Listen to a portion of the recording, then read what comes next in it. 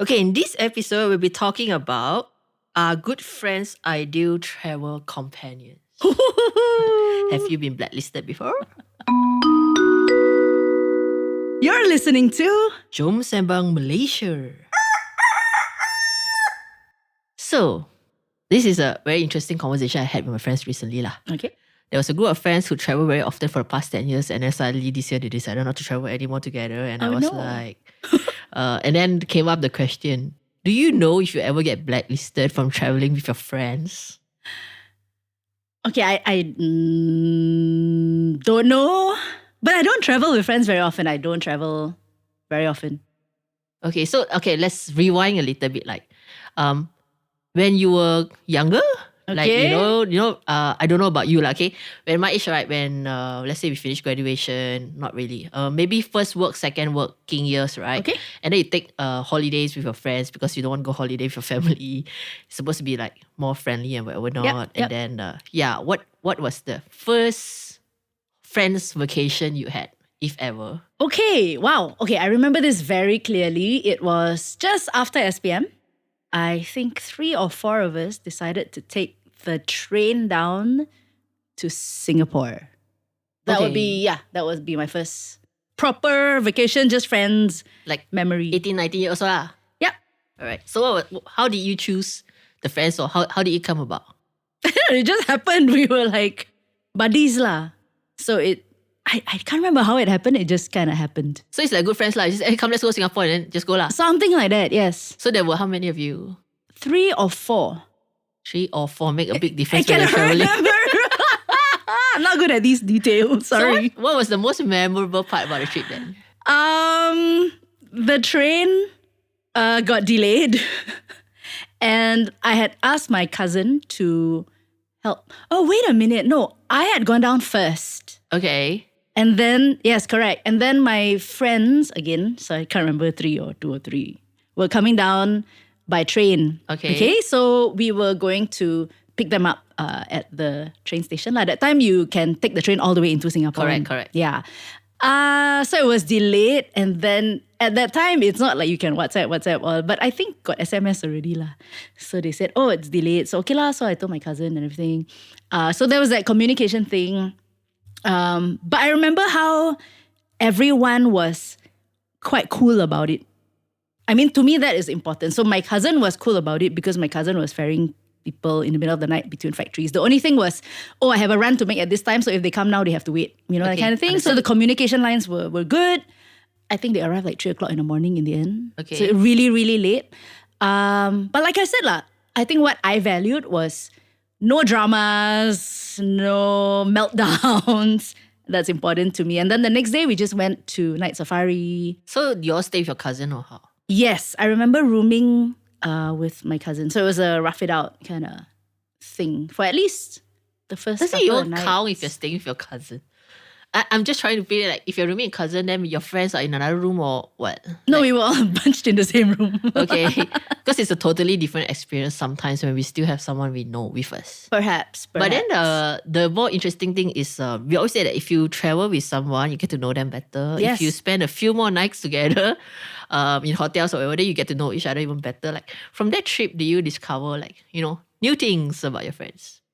That particular trip, not really. Apart from the fact that we were not drama queens. But there were other trips which I can tell you about. Why you must tell me about later lah? You tell me now lah. Like what you waiting for. But because at the end of the day, right?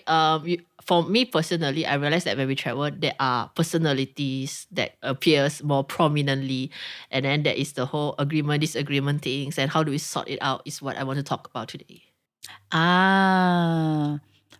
Okay.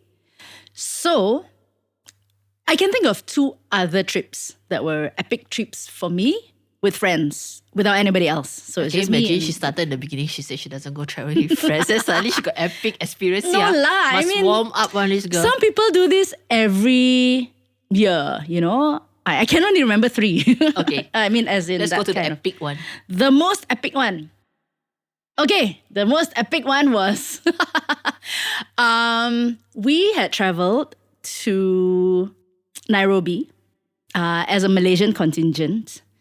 And because this was my second time to Nairobi, I had told the Malaysians all about my first trip. Okay. You know, I was like, hey, you know, you all need to go to Masai Mara Safari. I gave them the travel agent and all that because I had gone for a prep meeting at the same place and I thought, okay, let's do this trip first on my own. So I gave them all the agency stuff and everything. And then they went and made arrangements. Then suddenly I realized, alamak, all the Malaysians already going for that. Takkan I go for the same thing? Okay. And it's pricey, right? It's like 3,000-4,000 ringgit or more. Takkan I want to spend that kind of money doing the same experience? So while I arrived there already, or just before, I sussed out another friend who I traveled with before. And then I said, hey, what do you want to do? You know, are you going to travel after? And then she said, oh, actually me and the Aussies, she's from Australia, she was part of the Australian delegation. Me and the other Aussies are planning to visit a friend in Cape Town. They have like a farm, ranch, homestay kind of thing. Stay there for 2 nights and they're letting us stay for free. Okay. So, and again, right, I don't really know the Australian delegation except for this one person lah. Okay. So she said, you can tag along, you know, maybe just bring a souvenir for the host who's letting us stay with them. So I said, okay lah, can do, you know. So the thing was, both of us were last minute additions. Okay. So they said, okay, these are the flight arrangements. Go and buy your flight from the convention center, you go to the travel thingy. And then again, that time was not like you just book AirAsia or something lah. Okay. So I booked the flight. Then I said, okay, I booked my flight already. Then she said, oh, great. I haven't booked mine yet. I'm going to book after lunch. I'm like, you haven't booked your flight. So Book together? No lah, it was a conference, so we were busy. Flying from the same place? I don't know. I thought she had already booked, you see, because she gave me all the details, ma. But super chill like that lah. Okay, so I got there already, and then she says, don't worry, I'll go and book after that. Okay, so fine. So she goes, and then she tells me, oh, that flight was full, so I booked the next one. Like, you know, but I've already booked the hotel at the airport. Okay. Okay, so Nairobi, you fly to Johannesburg, and then you connect to Cape Town lah. Okay. So she's okay, a little bit late. So I'm like, she said, Naman, you go and check into my hotel room first, and then I will arrive a couple of hours later, and then we go and do whatever. Okay. Okay. So I got into the flight, got there, arrived at the hotel, and then I get a text. Hey, Juita, I was bumped off the flight. And at that moment, right, I'm like, she's not playing with me, right? Like, she's not turning up. But then she did book the hotel. I was already in her hotel room. And she said, no, if you need anything, credit card number, I'll just give you and you just like settle the room first. Okay. So in that way, it's like, wow, this girl actually quite trusting in a sense. Not even from the same country, but I do know her. And then it was one delay after another. So I arrived in Cape Town and then she arrived 6 hours later or something like that. That was the most epic one. And because of the delay, we did not manage to meet the other gang into the ranch. So she just said, wherever you want to stay, you just, you know, make the decision. I'm cool with that. And then you know me, right? I'm like, I'm cool with that, right? I don't know whether my friend cool with that or not. So I like walked up and down the whole of Long Street. And finally made a pick lah. Again, there was another epic story for another time. I made this pick. And then eventually she did turn up. And it was really on the fly, you know, kind of. I think I really appreciate that kind of travel partner. You know, you can, some people must follow the schedule die one. Yeah. You know, and then that's why they go on tour guides. Yes. That's the other thing. So knowing what kind of travel partner. Some people, right, they just want to, how do you say, check all those places. Checklist, yes. Like, been here. Didn't really see it, but took a photo. Next. So when I was younger, I was like that because I wanted I want to go there. And then I think as I got a little bit more mature in life, I prefer to soak in the place. And this friend was very happy to do that as well. So on the fly, we're like, okay, so how, what shall we do now? Ended up, I think we only had 1-2 nights there, which was actually a very, very good experience for me, even with the delays and everything. Again, no dramas, you know. Very important, no dramas. I think I've said that like 5 times already. Yeah, no drama. That's the key one for Juita. Yes, anyway, please. when we come back, we'll discuss more about a bit more intimate. Roommates. Ooh. I mean, if we're talking about traveling, it's still can lah, give and take lah, eat whatever. Like. But roommates, you know, when you stay in the same room together, how do you tolerate one another?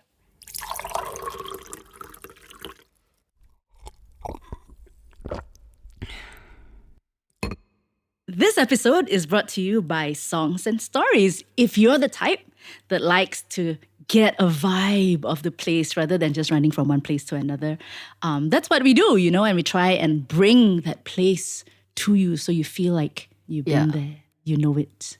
So check out our YouTube channel, songsandstories.com.my, or our Facebook. There's lots of video for you to get a vibe. Back from the break, like one of the things that I really notice when I'm traveling is, for example, I get anxious when I'm in a room with people. Like I prefer to have my own hotel room, as much as it means sometimes being quite lonely, like you're alone for time. But having people as my roommate might be a little bit more, how to say, I don't know, as I get older, I find it a bit hard. Maybe when I was younger, I'm a bit more flexible. I adapt better. There was one thing I used to be quite scared of when I go to sleep. Is that, okay, so girls have no issues using a double bed, right? Correct. Guys absolutely cannot take it, but something But girls, normally we share one king size bed, no issues. But I would always be freaked out because I used to sleep very actively. Do you know what that means? Like, I could sleep. Okay, so when I was growing up, I could sleep facing this side and get up on the total opposite side. Okay. As in my head would be where my feet was. Alright. So if you have a bedmate, okay, sounds wrong, but somebody else sleeping on the same bed, I would always be very scared that I would, kick and... Oh, I won't be able to sleep. result, give them a lot of bruises lah. Because I've had people telling me that, oh, stop kicking. So then I developed this, try to sleep in one position, put the blanket really tight, and okay, don't kick, just stay in one spot. Wrap yourself like a cocoon. Yeah, and it kind of works. So I just realized that when I grew up, I was always having a single mattress. Even if I'm sleeping next to my sister on the floor, it's single next to a single. It's never a shared mattress. Okay. So when I had to like you say, first time sharing the bed with someone, it was a bit like, I don't think I slept the whole night. Oh no. It was like, if I turn a bit, she can feel right. If I, so I don't remember sleeping very well. And then I remember there was one time that I rather sleep on the floor or at the sofa so that I have a proper sleep. But the other thing I was very concerned about is when I was younger, I always sleepwalk and sleep talk. Wow. Okay, as I got older, it happens lesser or less frequent. But I don't know whether it happens anymore or not. But then when I started to have to travel with my friends, then I'm like, what if I sleep talk to them at night and they're freaking out or something? Yeah, I never heard or seen. But then, to be fair, I tidur mati one lah. So yeah, so I remember my first trip with my friends. I have to tell them, hey, I sleep talk and sleep on. So you better lock the hotel room. Like I'm a very, when I go to the hotel room before I sleep, it's always double lock. Okay. And then if they have a latch, I will latch and stuff like that. But sleepwalking and talking actually allows the person to unlock. Yes. Right? So I was telling my friend, if you tidur mati one, then we might be dead tomorrow. Like, don't be surprised if you wake up and I'm not next to you. Oh no. That was like when I was like 20, like very young, kind of fear. Okay. So but as I go older, nobody said anything, so I figured I'm okay. Mother tahu she already went out, had a nightcap, came back, had breakfast, come back. Exactly. But those are still so-called things that you can tolerate. Some other things that I can't tolerate, for example, like my friends used to bring me traveling because they don't like sleeping alone in hotels. Oh, okay. So you're like the chaperone like that. Yeah. Okay. And I'm the one who I prefer to have my own room. So, but I used to follow them because that's what I think is something I can do for my friends. They pay for you, know it. Yeah, I just stay in it lah. So what they do is they go for work and then I just enjoy the aircon and everything lah. Okay. But at night I need you're together kind of thing. Besides the whole anxious about sleeping in the same bed or whatever not, there's also the part where my friends say, I'm very scared I must sleep the lights on. And then I'm like, lights on, how to sleep? Blanket Yeah, but I try not to move. So I find it that's one thing. Lights on, lights off. The other thing is a cold hot. Some people I like freezing cold aircon. I mean, there's a whole point of having aircon. It's like, no, I want warm one, like 28. Then 28, you must turn on fan. But then there's no fan in the hotel room. So what I do now is, as I travel with people, the first round, I will actually ask. So that we have expectation, Second round, right? Maybe this one I don't want. Why am I paying for hotel if I'm sleeping at 28 degrees? Or stuff like that. What are your look out for when you're traveling with someone that you probably travel once or twice before? This one we mentioned before how they use the toilet The bathroom. The toilet. So some people use like my girlfriends, they're very like, how to say, the makeup people. Ah, yes. When they arrive, you need the whole counter full of makeup filler. I just need one cup to put my toothbrush. Which I'm totally fine with lah. So Yeah, I could take up. I would like to have a drawer lah to put all my stuff. Yeah, it won't be full, but yeah, just. okay, just before we end, what do you do if, let's say you're on a trip 5 days and you realize that you cannot really go along well with this roommate, but you're stuck for 5 days? Oh my gosh. Do you Are we tolerate? in the same place or are we moving Same to a room? different room? Or maybe you might be moving to a different room, but you are stuck to travel together for the next 5 days. Okay, so this hasn't happened to me, but I've heard of it happening to two best friends Okay? on a tour, Europe tour. You know how long those are? Correct. And they discovered that they absolutely cannot stand each other on a day and night basis, you Okay. know. So literally, what happened was they actually continued to share the room because budget, whatever. But the entire time, okay, but that was a tour bus, right? Okay. They would sit with other people and to have that break lah. So it's not like morning and night I have to Okay, tahan you lah. understand. So yeah, it happens. It hasn't happened to me before, but I think I will just suck it up and tahan lah. Yeah. That's why we don't make good podcast stories, because you and I are the same thing. But I'm pretty much flexible. From what I have looked at past experience, I normally once or twice and then I will just decide based on that. And I can really adapt quite well. If you need the lights on lah. If you need the what, lah. After this, don't expect me to room with you again lah. Oh, so engkau ada blacklist lah tu. Yeah. I mean, this is just very personal stuff, because I think that if you're traveling a long time in a room, you should be comfortable in your own hotel room when you travel lah. Correct. You know, otherwise, what's the point, right? I have another additional story about this one. This was on work. Okay. So earlier on, when I was just starting out, not starting out, I was doing backing vocals, right? And we were traveling for work lah. And then they gave us the rooming list. Okay, so Juwita, you will be rooming with so and so. Okay. Okay. I'm like, oh, okay. And then after that, I'm like, wait a minute. So and so was at that time lah. I know her as a trans, but I didn't know whether she had actually had the entire operation yet. So Okay. in my head, So you don't know whether she's a he already. or not. correct. No, I don't know whether wait. I don't know whether she's still a he or whether she's a full-fledged she. And I had this drama going on inside my head, right? I'm like, hey, but it should be okay, right? Rooming. But then if he's a guy, then I room with him, then a bit weird lah. And takkan you gonna ask, hey, you have operation already? Kan? So I remember. But the friend also not very smart or alert. I don't know, but this was in the time when people don't really talk about it. I mean, I can see and we all know. And I think that so the saving grace of it was that it was in Korea. Okay. So I didn't have to worry about kena kalwat ke tak. Okay. Because that was also going through my mind. If this was, kalwat or not? Because if it's a he, I'm a girl, then share the same room then. I mean, they're not going to care whether you're trans or not trans or Correct. how you dress, right? But that was one of the most... So how did you? You know what's really funny?